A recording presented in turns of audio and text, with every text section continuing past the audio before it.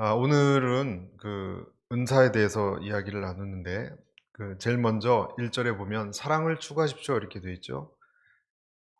사랑에 비하면 우리가 이제 간과하기 쉬운 것이, 사랑을 가지고 사람들을 사랑하는 사람이 굉장히 스피리추얼한 사람이라는 것을 우리가 잊어버릴 수가 있어요.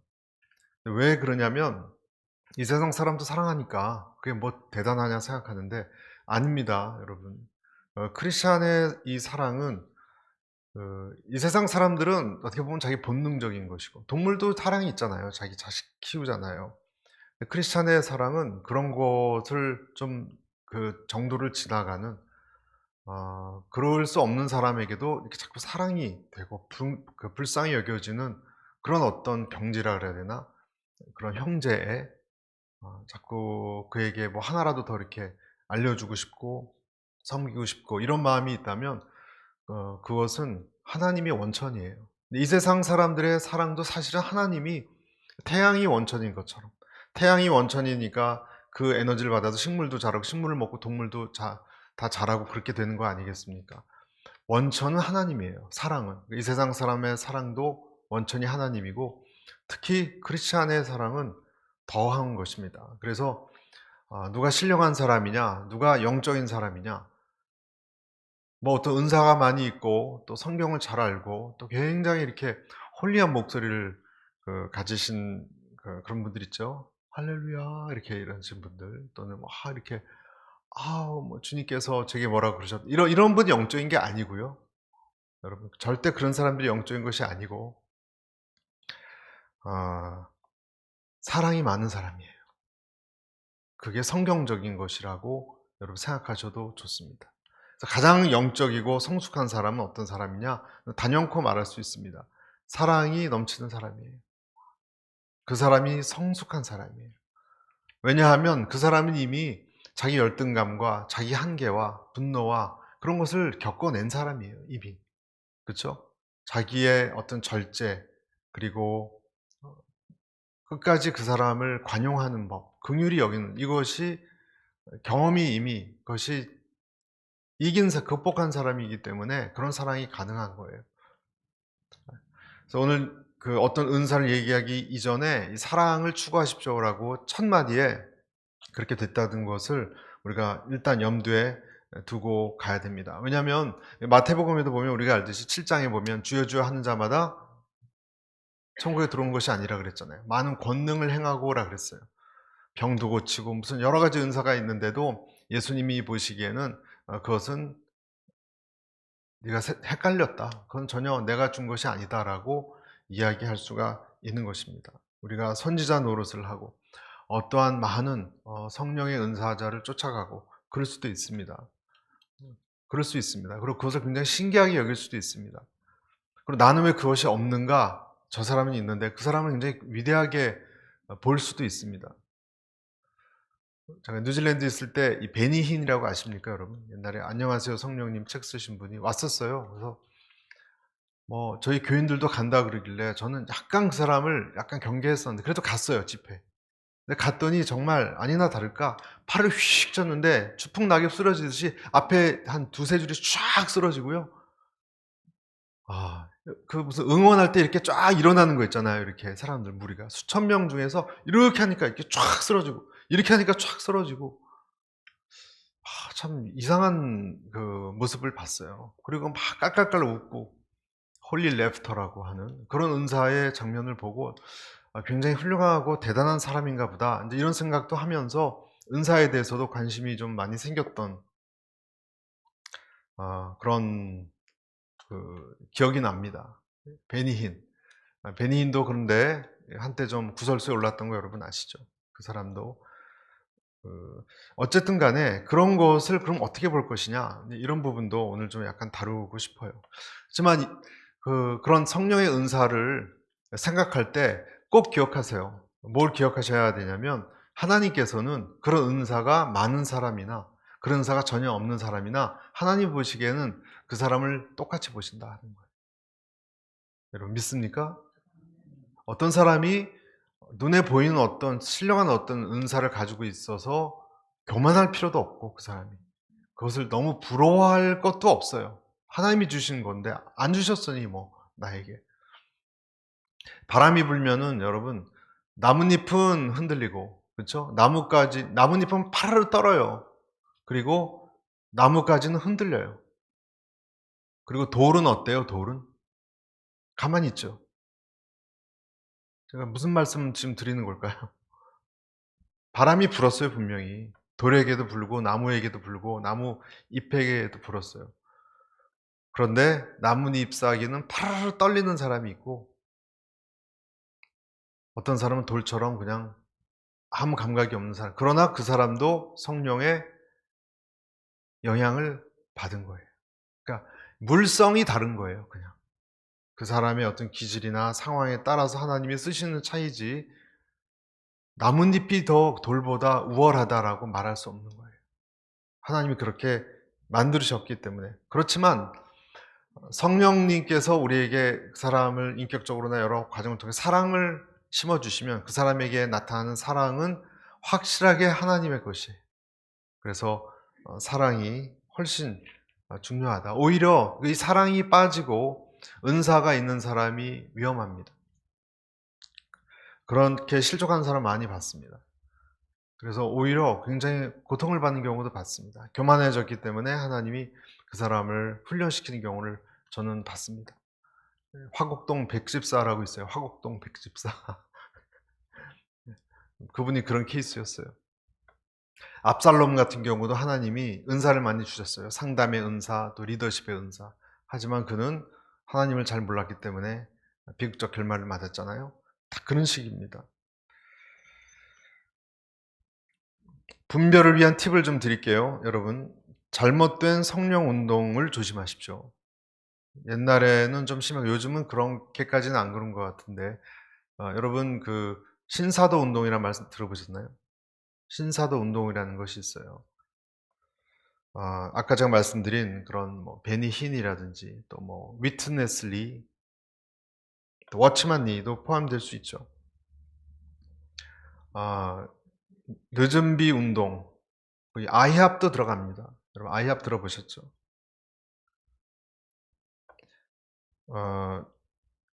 이단이나 지방교회도 그런 표현 쓰는 사람도 있는데 자기들의 리더를 아퍼슬이라고 불러요. 사도라고 불러요.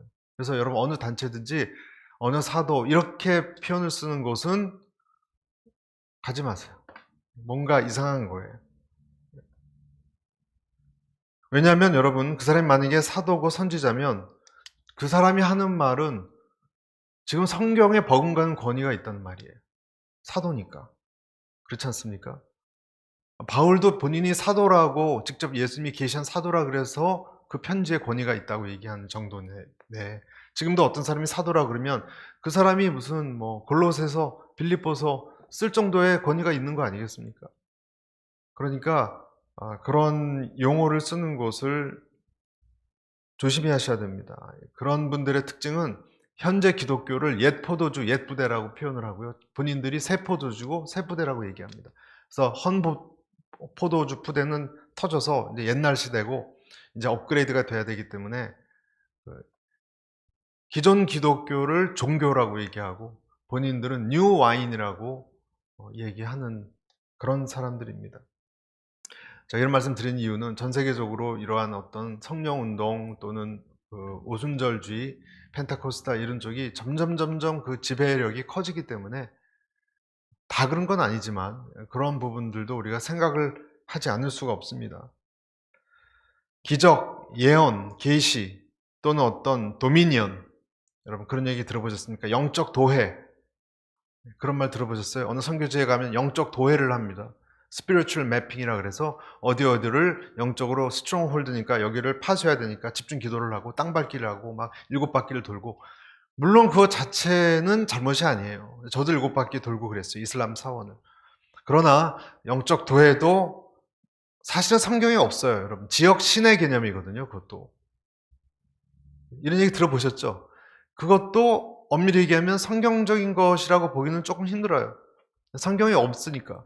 하지만 그들이 성경학적으로 일종의 고안해낸 거라고도 주장을 하지만 그런 것을 너무 강조한다거나 또는 종말론적 성취를 이룬다거나 또는 impartation 이런 말 들어보셨나요? 여러분 어떤 은사를 impartation을 합니다. 내게 있는 그 은사를 예언의 은사를 옆에 있는 사람이 앞에 나오면 공중 앞에서 그 스테이지 앞에서 이렇게 기도를 같이 하면 그대로 이게 전달이 되나 봐요. 전달이. 그 수제자가 되게 하는 그 의식을 사람들 앞에서 그걸 보여요. 타 벤틀리 같은 사람이 그런 걸 많이 했습니다. 그래서 그 생소하게 느껴지는 분들도 있을 수 있겠지만 참고로 여러분께 그런 말씀을 드리는 거예요. I have the vineyard 운동 들어보셨죠? 존 윈버 vineyard 운동, 캔서스 예언 그룹, 또 릭 조이너, 케네스 헤이겐 이런 사람들 여러분 그런 책들을 갖고 있는 분들도 있을 수 있고 하이디 베이커 다 마찬가지입니다. 신디 제이콥스 신비한 치유 운동, 웃음, 쓰러짐, 홀리 폴링이라 그러죠. 입신, 또 홀리 댄스, 몸의 진동, 경련, 흐느껴 우는 소리, 때로는 짐승의 우는 소리, 밥 존스 같은 사람이 혀가 막 뱀의 혀처럼 막 갈라지는 그런 현상도 일어나요. 그런 것이 굉장히 신기함을 주고 또 병 치유도 그 바로 앞에서 일어나는 것을 데몬스트레이션 합니다.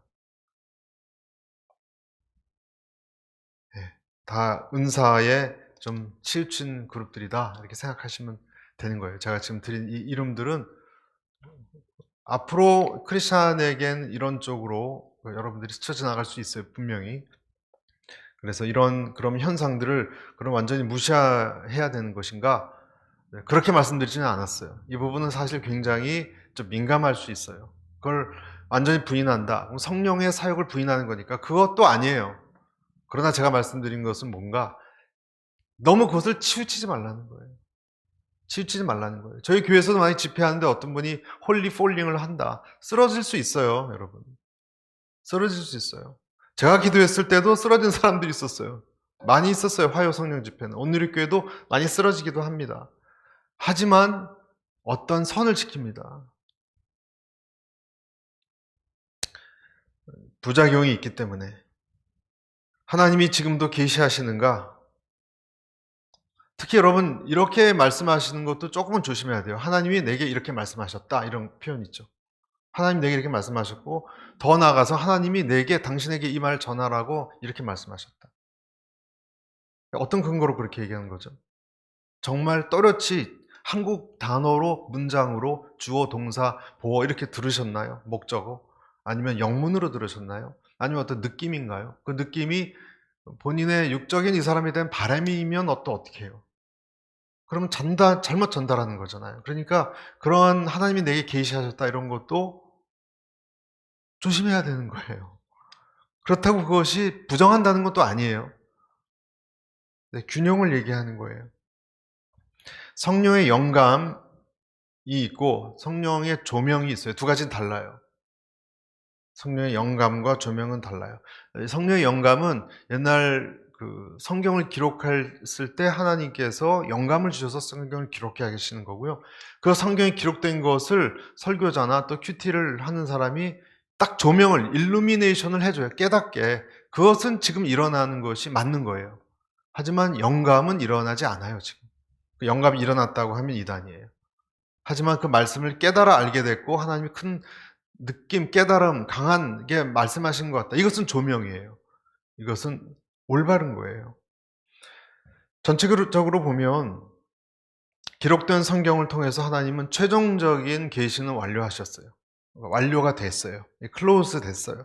역사적이고 객관적 계시에 의존하는 것이 기독교입니다. 그리고 지금도 성령의 영감은 더 이상 일어나지 않습니다. 조명만 일어날 뿐입니다.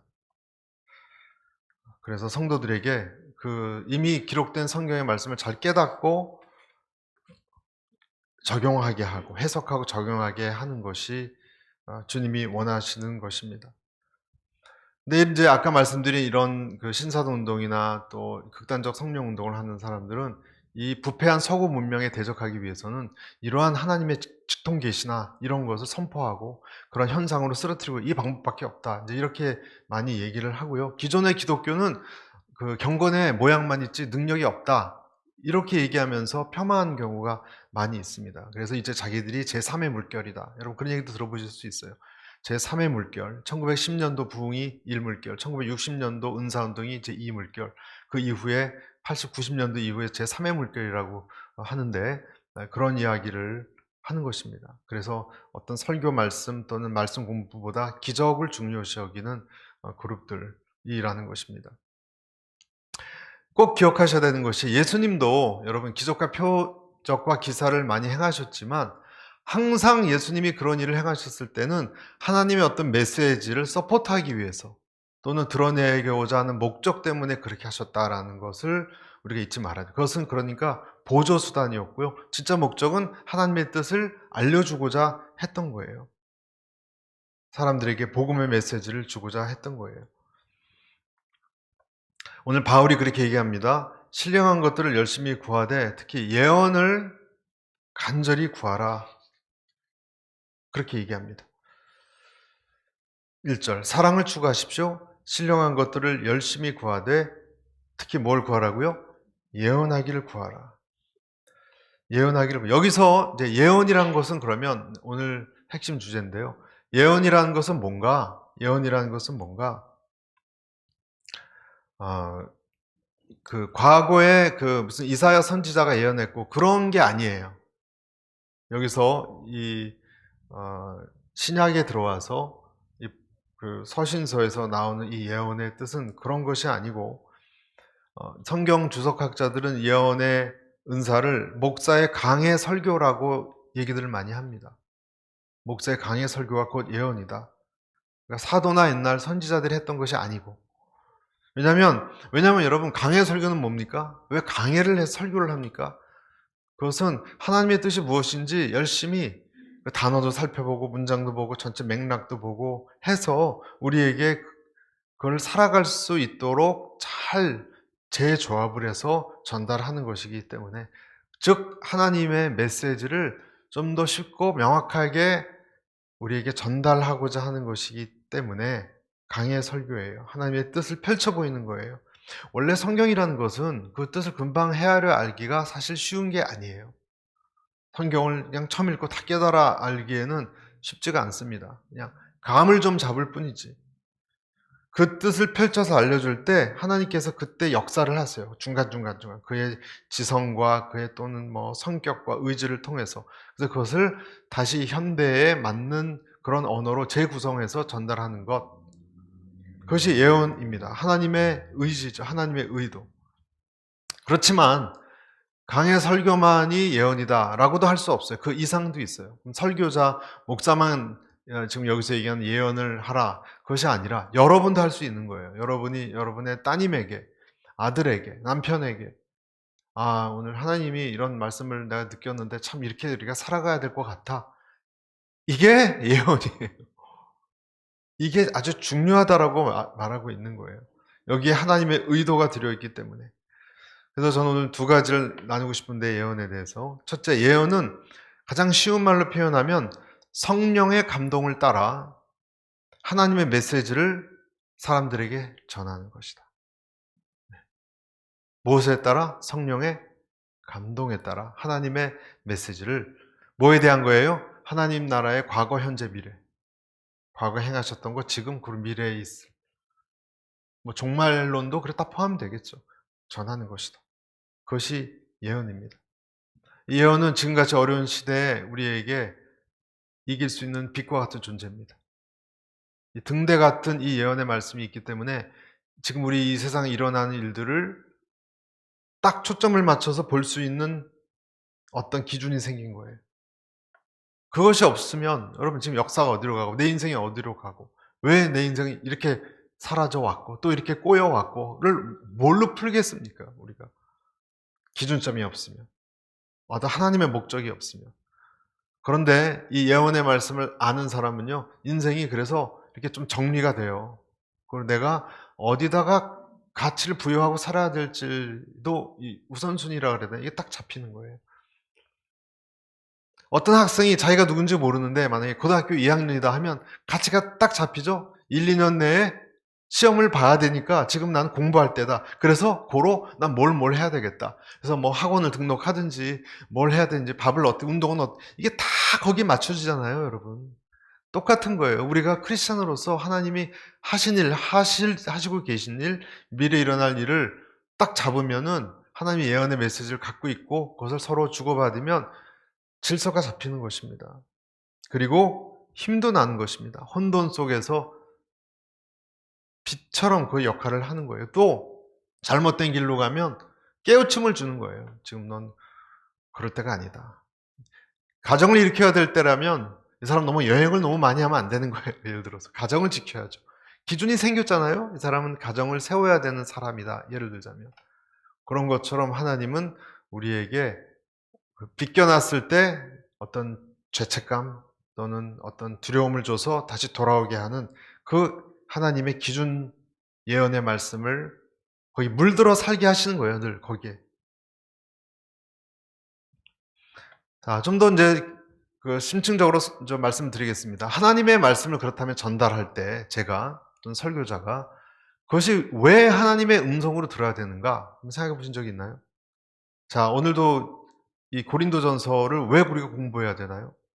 고린도전서도 뭐 마태복음 뭐 13장, 뭐 마태복음 9장 우리가 왜 공부해야 되나요? 그때는 그때 얘기인데 그때 얘기 아니에요, 그렇죠? 뭐 우리나라 뭐 삼국 사기 그런 것도 옛날 얘기. 근데 만약에 그 삼국 사기를 우리가 거기서 교훈을 찾아서 적용을 하는 게 의미가 있나요? 그렇잖아요. 똑같은 역사책이잖아요. 그런 것을 오디세이 그런 거를 만약에 고전을 가지고 우리가 적용할 필요가 있나요? 근데 왜 성경은 적용해야 되나요? 그리고 그것을 목숨 걸고 지키려고 그러고 이렇게 예배 때마다 듣고 새기려고 그러고 살아가려고 그러나요? 왜 그렇다고 생각하십니까? 자, 복음서에 나와 있는 마태, 마가, 누가, 요한은 몇십 년 지나서 그 예수님과 함께 있었던 사람들이 죽고 그다음 세대나 그다음 세대에게 복음서가 처음 전달됐어요. 마태복음은 예를 들어 유대인에게 뭐 이런 식으로 누가복음은 이방인에게. 이게 무슨 의미가 있는가? 예수님의 하신 행적을 듣고 초대 교회의 사람들이 그때 나타나서 예를 들어 오병이어 기적을 일으킨 예수님이 지금 몇십 년이 지난 우리들에게도 그것이 일어날 수 있어요, 없어요? 왜요? 주어가 똑같으니까. 하나님이 그때 역사하셨고 지금도 역사하시니까 그래요. 근데 이순신 장군은 그땐 살았지만 지금은 없잖아요. 영향력을 못 미쳐요. 그러나 그때 모든 복음서 마테마가 누가요한 이끌어왔던 하나님이 그래서 이런 원리로 이런 일이 일어났어요. 그러면 지금도 똑같은 원리에면 이런 일이 일어나는 거예요. 왜냐하면 하나님은 어제나 오늘이나 동일하시고 앞으로도 동일하실 거니까 상황이 비슷하면 똑같이 일어나는 거예요. 할렐루야. 그러니까 우리가 설교 말씀을 들으면서 옛날 얘기가 아닌 거예요. 이것은 옛날 얘기가 삶의 정황이 똑같아요. 여러분 인간도 똑같고 크리스찬에게 주어지는 삶의 여러 가지 어려움도 똑같아요. 여러분 환경의 옷만 바뀌었을 뿐이지. 그러니까 이 삶의 어떤 디멘션이 이게 초대교회 AD 90년이다. 지금 2020년이다 하면 이 시간의 거리가 있지만 이걸 꿰뚫고 있는 예수님이라면 꿰뚫고 있는 예수님은 똑같은 주어를 가지고 우리에게 역사하시기 때문에 우리가 그 본문을 듣고 그 핵심을 찾아내서 강해 설교를 하면 지금 우리에게 그 원리가 그대로 전달되는 거예요. 그대로 전달되는 거예요.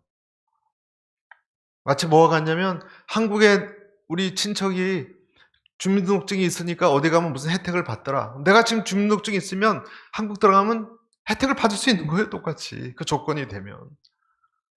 동시대도 그럴진데 이건 시간이 달라도 하나님은 같이 역사하기 때문에 복음서엔 또 복음서만이 아니라 서신서도 마찬가지입니다. 사도 바울이 그것을 썼을 때 성령의 감동으로 썼기 때문에 사도 바울 때 일어났던 또는 사도행전에서 일어났던 그 일이 지금도 우리에게 똑같은 성령님의 행전이 일어날 수 있고 일어나고 있는 거예요. 아멘. 그러니까 성경이라고 말을 하는 것입니다. 부활하신 예수님이 계시고 그분은 똑같이 통하니까. 그래서 지금 예언의 말씀의 근거를 말씀드리고 있습니다.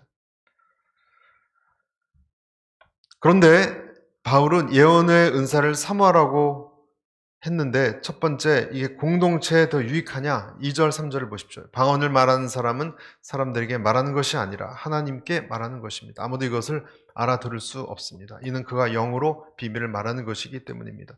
그러나 같이 읽겠습니다. 3절 시작. 그러나 이하는 사람은 사람들을 세워주고 격려와 위로의 말을 합니다. 공동체를 향한다는 것을 우리가 기억해야 됩니다. 아까도 제가 처음에 사랑의 중요성을 얘기했는데요. 성령님이 임하시면 공동체를 위하고자 하는 마음이 많이 일어납니다. 타인지향적으로 이 마음이 부릴 듯 일어납니다. 그래서 자꾸 섬기고 싶고 좀 하나님께 좀 잘하고 싶어요. 자꾸 좋은 일을 하고 싶어요. 의미 있고 어려운 사람을 돕고도 싶고 그런 마음이 일어나고 그렇게 할 수 있는 게 이제 예언을 통해서 어떤 분을 자꾸 세우고 알려주고 나누고 말씀을 나누고 그러고 싶은 마음이 생긴다는 거예요. 그런데 여기서 얘기하는 것은 방언은 하나님에게 하는 거고 은밀히 하는 거기 때문에 전혀 못 알아듣는다. 그럴 바에야 예언을 통해서 다른 사람이 유익이 되는 것이 좀 더 훌륭하다. 이렇게 얘기하는 겁니다. 그러니까 나와 하나님의 사이의 그런 관계도 물론 중요하겠지만 다른 사람에게 의사소통하고 나누고 공동체적으로 그렇게 나아가는 것이 너무 중요하다. 4절에 나와 있듯이 방언한 사람은 자신에게 도움이 됩니다. 그러나 예언한 사람은 무엇을 이롭게 한다고요? 교회를 이롭게 한다. 자기를 세우지만 세운다는 건 이롭게 한다는 거죠. 이 사람들은 교회를 세웠다 그랬어요. 그러니까 아까도 말씀드렸듯이 은사를 가지고 예를 들어 지식의 은사, 지혜의 은사가 있다고 본인 하나님 관계에서 똑똑하고 그것이 중요한 것이 아니라 덕을 세울 수 있기 위해서는 때로는 그것을 좀 내려놓을 필요도 있어요. 바울이 갱그리아에서 머리를 깎았다는 표현이 있어요, 여러분. 안 깎아도 되는 거예요, 사실. 그것은 나실인 그 서원을 한 사람이 깎는 건데 사람들에게 실족시키지 않으려고 한 거지 사실 안 해도 되는 거였거든요. 그런데 머리를 깎았다고 나왔습니다. 유대인을 위해서 한 거예요. 유대인을 위해서 시험 들지 않게. 우상 제물을 안 먹어도 돼요. 먹어도 되고. 먹어도 돼요. 그런데 안 먹은 거예요. 먹어도 되는데 실족시킬까 봐. 그런 거와 마찬가지입니다. 왜냐하면 워낙 은사 때문에 또 이런 어떤 자기가 가지고 있는 하나님이 주신 지식의 은사 이런 것 때문에 사분오열되고 너무 시끄럽고 갈라지고 하니까 바울이 황폐해져가는 이 교회를 향해서 그렇게 하는 것은 전혀 도움이 안 된다. 여러분, 그래서 이 성령의 은사가 사랑이나 타인을 섬기는 쪽으로 잘 다스려지지 않고 훈련되지 않은 교회가 많이 갈라지고 싸웁니다. 은사가 많은 교회의 위험성입니다. 왜냐하면 다 직통계시 받았기 때문에 권위가 혼동스러워집니다. 그걸 누가 그것을 아니다라고 얘기할 수가 있겠습니까? 그러니까 어지러워지고 때로는 현실 도피가 생기고 균형을 잃는 경우가 많아요. 그래서 은사나 이런 쪽에 많이 취해 있으면 아무도 그 사람 누구 얘기도 안 듣거든요. 균형이 깨지기 쉬워요. 가정을 그냥 포기해 버린다거나 그냥 모든 걸 다 바치고 그냥 모조리 다 헌금해 버리고 그냥 산으로 올라간다거나 신비주의에 빠진다거나 이상하게 되는 경우가 현실을 도피한다거나 그런 누구의 얘기도 듣지 않기 때문에 은사가 너무 범람한 경우에 일어나는 그런 일입니다. 그렇지만 그래서 이 균형 감각이 중요하고 예언으로 서로 권면하고 나누고 때로는 가르치고 일대일 제자 양육 또 그렇게 서로 살아가려고 하고 질문도 하고 토론하고 다 중요해요. 예언이 굉장히 교회에 유익하다. 5절 보십시오. 5절. 나는 여러분이 모두 방언을 말하기를 원하지만 그보다도 예언하기를 더욱 원합니다. 누가 방언을 통역해 교회를 이롭게 하지 못한다면 방언하는 사람보다 예언하는 사람이 더 훌륭합니다. 그래서 이러한 말씀에 우리가 늘 중심을 잡고 살아가시기를 간절히 축복합니다. 그러나 참고로 또 말씀을 드리는 거예요. 방언도 중요해요. 여러분, 방언도 중요해요. 방언이 알아듣지 못하기 때문에 중요하지 않은 것이 아니에요. 여러분, 4절 한번 보실래요? 뭐라고 되어 있습니까? 방언은 자신에게 도움이 됩니다. 그 개역 개정 성경에 보면 자기를 세운대요.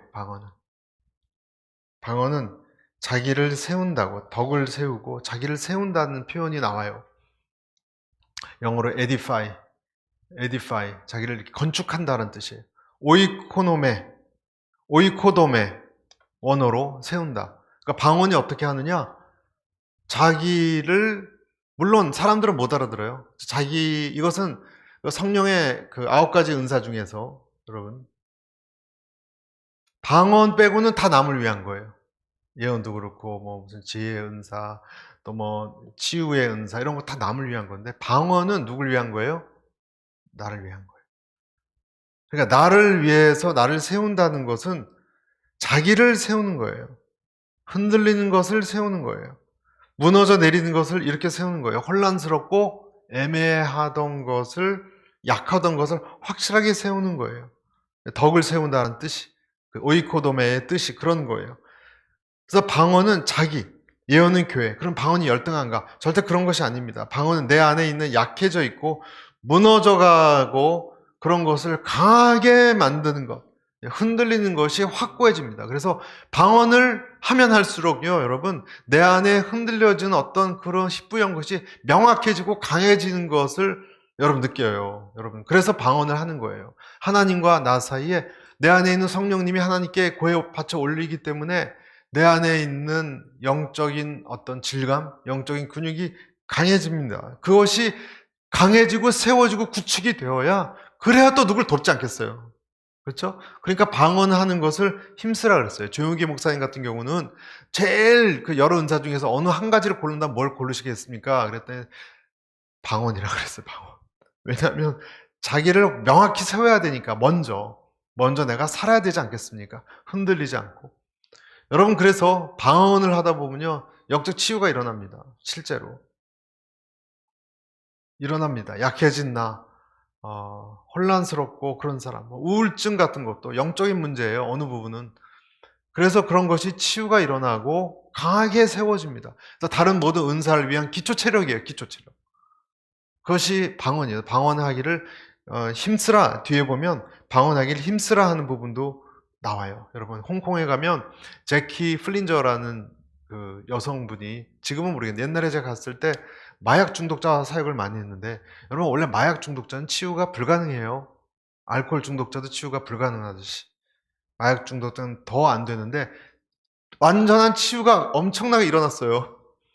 그래서 영국까지 화제가 됐어요. 그래서 영국 여왕상도 받았어요. 그분이 한 것은 어떤 일이었냐면 예수 그리스도 복음을 전하고 영접시키고 방언으로 기도시키는 거예요. 그 사람들을 다. 딱 그 방법이에요. 그 마약 중독자가 와서 예수님 구원 복음 받고 마약 버리고 집에 있는 우상 불태우라고, 그때 제가 집회에 가서 한번 참여해 봤는데 똑같고 아주 단순한 메시지예요. 그리고 그냥 기도만 시켜요. 기도만. 집에 가서도 기도하고 몇 시간 기도했냐 물어보고, 방언으로 기도하니까 내면이 치유되기 시작하는 거예요. 영적으로. 어떤 중독도 여러분 치유될 수 있습니다. 방언은 자기를 세웁니다. 성경 말씀은 거짓말하지 않습니다. 그래서 영적으로 강하게 만들어요. 기초 체력을 만들어요. 그래서 물론 자기만 계속 세우는 것은 옳지 않죠. 체력이 생긴 다음에 그것을 가지고 남을 섬기라고 하는 것이기 때문에. 첫 번째 제가 알려드린 것은 그 예언의 뜻은 아까 뭐라고 말씀드렸죠? 성령의 감동으로 하나님의 메시지를 성도들에게 전한 것이다. 그리고 두 번째는요, 예언의 은사는 모든 성도들에게 열려 있습니다. 이것도 꼭 잊지 말아야 됩니다. 목사님이, 선교사님이 하신 일이지. 아닙니다. 이것을 듣는 사람들은 일반 성도입니다. 그래서 성령의 은사가 공동체에 주어진 것이고, 적절할 때 성령님께서 각 사람에게 그것을 임하게 해서 다 나타나게 하신 거예요. 한 사람이 독점하게 하면 안 돼요. 그러면 독재자가 나올 수 있어요. 한 사람이 얘기를 해도 옆에 사람이 순서에 따라서 다 예언을 했거든요. 그때 하나님이 이렇게 말씀하십니다. 이렇게 하시는 게 옳은 것 같습니다. 이렇게 하면서 상호 뭐라 그래야 되나요? 상호 체크가 돼요. 그리고 잘못된 것도 다듬어지기도 합니다. 두세 사람이 하고 분별해야 했습니다. 그래서 분별하는 사람도 있었어요. 그것을 절대화 시키지 않고 한 사람만이. 한 지체에 의해서 전체 그리스도의 몸이 지배당하지 않았어요. 예배 참여자 모두가 했던 거예요. 그래서 아까 말씀드린 것처럼 모두가 뭘 했느냐? 하나님 말씀으로 토론하고 해석하고 적용하고 나누고 그렇게 하는 것이 맞다는 거예요. 여러분, 우리가 성경 공부하면 소그룹으로 나누죠? 그것이 사실 예언이에요. 어떻게 보면. 더 예언을 잘하게 가는. 옛날에 그 구약에도 보면 미래의 일만 그냥 이렇게 점치듯이 그렇게 한 것이 아니라 선지자들도 그들의 가장 역점을 둔 것은 하나님의 말씀을 공부하는 거였어요. 선지자들도. 구약의 선지자들이 모세가 정해준 그 신명기 신학에 아주 깊이 녹아 있었어요. 예언자들이 얼마나 성경에 심취되어 있어요. 그냥 그런 거 없이 있다가 뭐 하늘에서 붙들려서 그렇게 한 게 아니라 이 몸 자체가, 삶 자체가 말씀으로 그냥 확실하게 채워져 있는 그런 사람이었어요. 예언자만 그런 것이 아니라 이스라엘 백성이 성경을 청종하고 연구하고 묵상하고 그랬습니다. 그래서 그 능통한 지식으로 서로 가르치고 그 중에 특출난 사람이 또 말씀을 전하고 그랬다는 거예요. 성경의 예언은 권면과 위로 그리고 때론 질책도 있습니다. 이런 기능을 행했습니다. 그리고 그 은사들이 예언을 포함해서 합해져서 이제 교회가 세워지고 그랬어요. 예언을 여러분 우리가 마치 무당이 점쳐서 미래 알아맞히는 것처럼 우리가 생각하면 그것은 잘못된 생각이고 오류에 빠지기 쉬워요. 사울왕처럼 여인을 의지하고 점치다가 망했지 않습니까? 사울왕 보면. 자, 예언을 좀 더 보면요. 예언은 원어적으로 무슨 뜻이냐면 프로페테오라는 단어를 씁니다. 프로페테오. 여기서 프로페시가 나왔어요. 프로페테오. 여기서 프로페서도 거기서 나온 거예요. 프로페서. 여러분, 프로페테오는 그 어근 자체는 포스에서 나왔는데 빛이란 뜻이에요. 빛. 그러니까 어떤 빛을 딱 본 거예요. 인사이트를 딱 본 거예요. 예언의 어근이.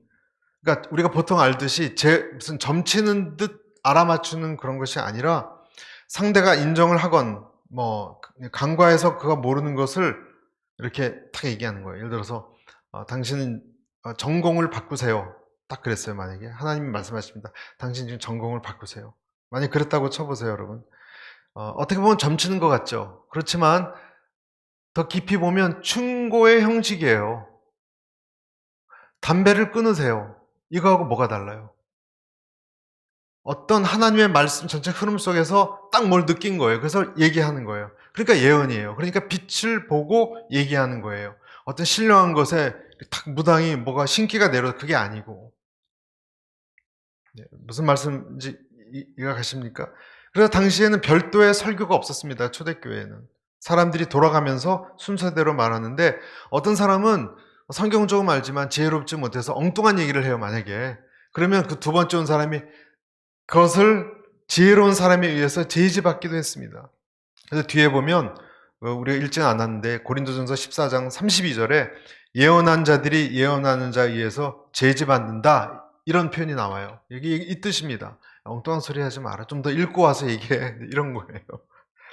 예언으로 어지러워졌다 이 말도 그런 거예요. 여성에게 또 잠잠하라고 하는 말 나오죠. 그것은 여성을 성차별을 하는 게 아니고 여성은 그때 교육 기회가 박탈됐거든요.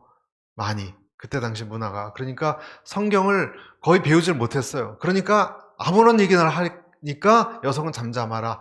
차원의 의미지 여성을 성적으로 그런 뜻은 아닙니다. 그리고 사람마다 헷갈리고 무질서해졌을 때 자기가 선지자라고 우기고 막 그랬는데 그때 뒤에 이제 또 37절에 보면 바울이 그런 얘기를 해요.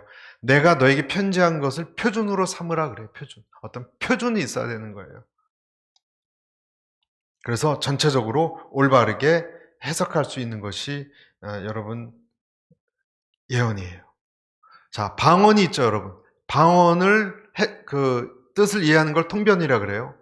그럼 방언을 통변하면은 복주의소 그런 게 될 수 있어요. 방언으로 막 얘기하는 것을. 근데 또 자기의 어떤 속에 있는 내용을 하나님께 올려드리는 것이 있어요. 근데 통변은 방언으로 하는 것을 그냥 번역만 한 거예요. 번역.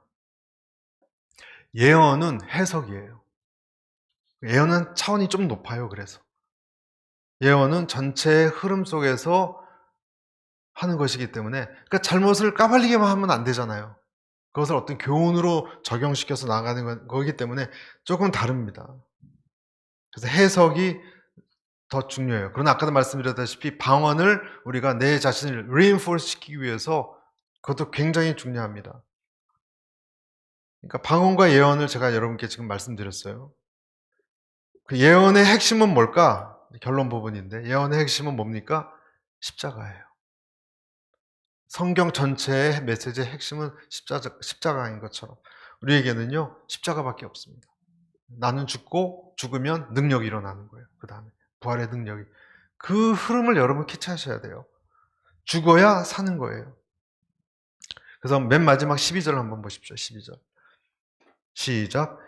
이와 같이 여러분은 성령의 은사들을 간절히 원하는 사람들이니 교회를 위해 더욱 풍성하게 받기를. 자, 뭐라고? 밑줄은 교회를 위해서입니다. 예언의 큰 틀을 이해할 때 교회를 위해서인데, 교회를 위해서는 또 다른 편으로는 하나님 나라를 위해서입니다. 그러니까 모든 것이 하나님 나라 쪽으로 초점이 맞춰지게 돼 있어요. 이것이 올바른 예언으로 푸는 키워드예요. 그리고 그것은 결국 순종의 삶이고 거룩의 삶이에요. 그러니까 다 연결이 되죠. 하나님 나라를 결론으로 내가 섬기고 포함되고 나아가기 위해서 거룩하게 살아야죠. 그렇게 안 살면 떨쳐져 나갈 수 있습니다. 순결하게 사요. 그다음에 순종하게 사는 거예요. 그 큰 틀 내에서 이 예언이 어긋나지 않게 조절해서 메시지를 선포하고 듣고 순종하는 것이 결국 바울이 얘기했던 것입니다. 하나님께서 이스라엘 백성에게 너희가 가나안 땅 들어가라고 했을 때 그것은 예언이었거든요. 그러나 실제로 다 들어간 게 아니에요. 40년 동안 고생하고 대부분 몇 사람 빼지 않고 다 죽었습니다. 하지만 그렇게 개별적으로 예언을 하지 않았어요. 큰 틀에서 이해해야 되는 거예요.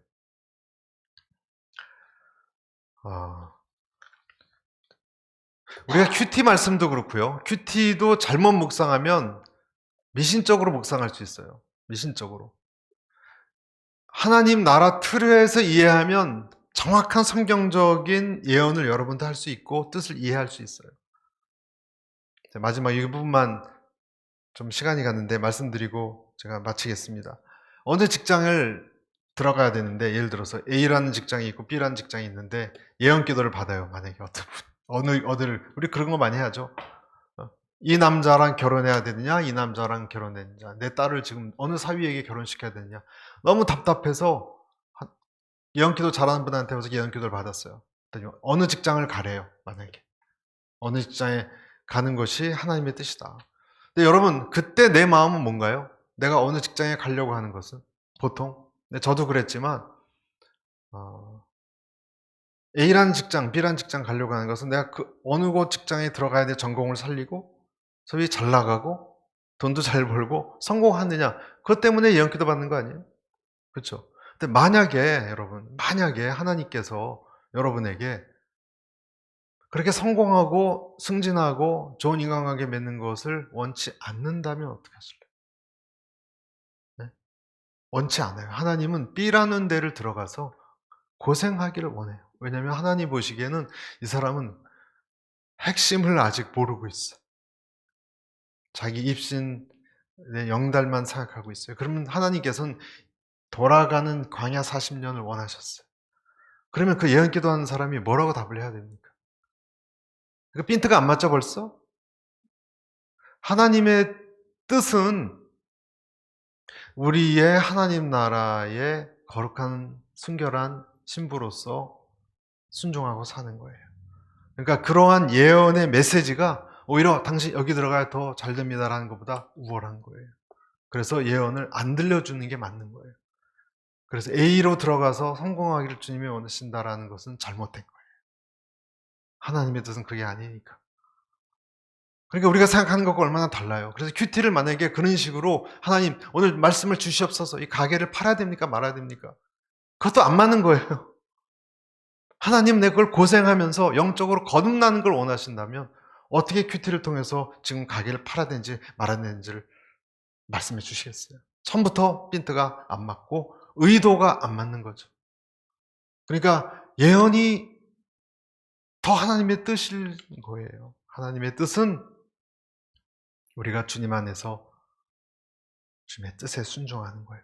성경을 우리 딱 빼서 빌립보서 4장 3절 주의 모든 것 주신 자 안에서 모든 걸 살 수 있느니라. 그런 말씀 여러분 좋아하잖아요. 그것도 큰 틀에서 보면 궁핍할 때 비천할 때 나와서 그때에도 모든 것을 능력 주실 때 할 수 있다라는 흐름에서 보면요. 얼마나 내가 무소유로 참아내느냐에 대한 건데 그 흐름을 잃어버리고 딱 떼어서 마술적으로 적용하면 하나님 이름을 부르면 다 할 수 있다. 이렇게 잘못 남용되는 경우도 똑같은 거예요. 이 은사라는 것, 방언, 예언 이런 것을 우리가 그런 차원에서 어떤 관점으로 보느냐예요. 관점이 똑바로 돼 있으면 다 풀립니다. 아멘. 네, 결론 방언을 내 자신을 강하게 세우기 위하여 열심히 방언을 사모하시기를 바랍니다. 그리고 남을 강하게 교회를 강하게 세우기 위하여 예언을 또한 사모하시기를 축복합니다.